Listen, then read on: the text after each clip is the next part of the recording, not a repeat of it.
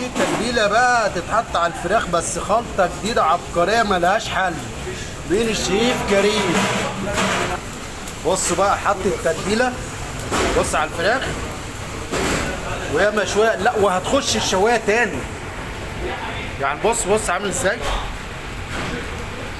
بصوا الجمال.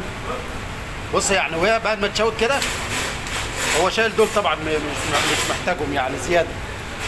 بصوا هتخش شوايه تاني. اتفرجوا بقى على المنظر بقى، التتبيله، اتفرجوا على منظر الفراخ. بصوا الجمال والحلاوه اهي. بص هتحط هنا. ايوه بقى، ايوه بقى، بصوا الجمال. طريقه جديده، فكره جديده ملهاش حل مع تتبيله جديده. بصوا الجمال.